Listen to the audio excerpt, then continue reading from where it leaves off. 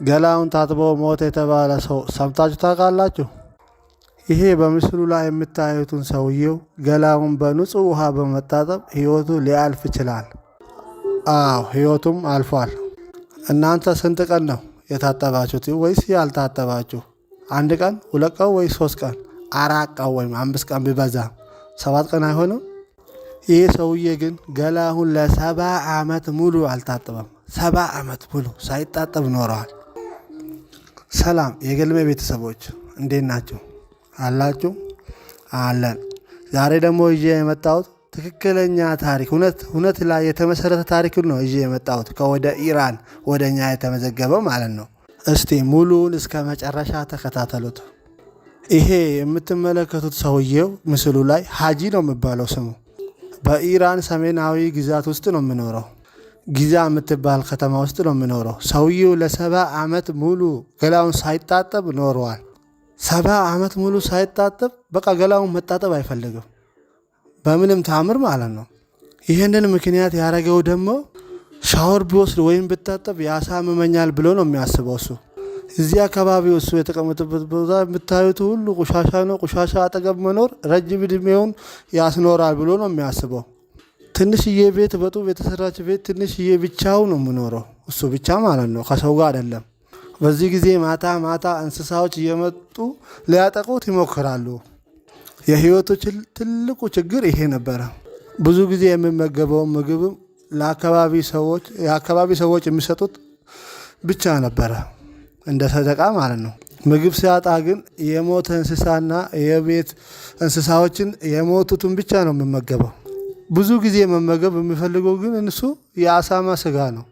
ምክንያቱ ባይታወቅም እሱ ግን መብላት ይወዳል አሳማውን። የአካባቢ ሰዎችም የአሳማ ስጋ ሲያገኙትም ይሰጡታል እሱ እንደሚወደው ስለሚያውቁት ማለት ነው። በቀን 1.5 ጋሎን ውሃ ይጨርሳል። ውሃ ብቻ ነው የሚጠጣው መሰለኝ። በሌትር ስንቀይረው ደግሞ ወደ 5 ሌትር ይሆናል። እናንተ በቀን 2 ሌትር ትጨርሱ ይሁን? ጸጉሩም አድርጎ ሲያስቸግረውም ለመቆረጥ እሱ በእሳት ነው የሚቆርጠው። እሳትን እየተጠቀመ ጸጉሩን ከራሱ ላይ ይቆርጣል። የራሱን ጸጉር ሲቆርጠው ማለት ነው። ብዙ ጊዜ ብርድ ስለሚያስቸግረው ብርዱን ለመቋቋም ሲጃራ ያጨሳል እሱ።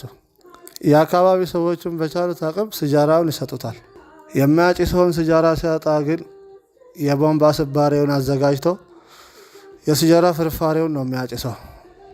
በዚህ ሰውዬ የተነሳ የኢራን ሚዲያ እንዳለ ሙሉ በሙሉ ስለሱ ዘግቦ ነበር። አንድ ጊዜ ሁሌ እሱ እንዲታጠብ ውሃ ያመጡታል ለሱ። እሱ ግን የምጠቀመው በቀን 5 ሌትር ነው አይደለም የሚጠጣው፣ እሱን ለመጠጣት ነው እሱ የሚጠቀመው። በምንም ታምር እሱ ፍቃደኛ አይደለም ገላውን ለመታጠብ።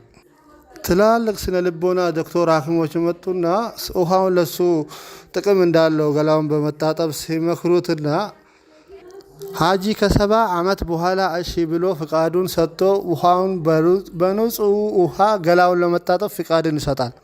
ነገር ግን ገላውን ከታጠበ ከትንሽ ቀናት በኋላ ይታመማል። ህመሙ በጣም ከፍ ያለ ነበረና በ94 ዓመቱ ህይወቱም ከዓለም ይለያል፣ ያልፋል ከዚህ ዓለም።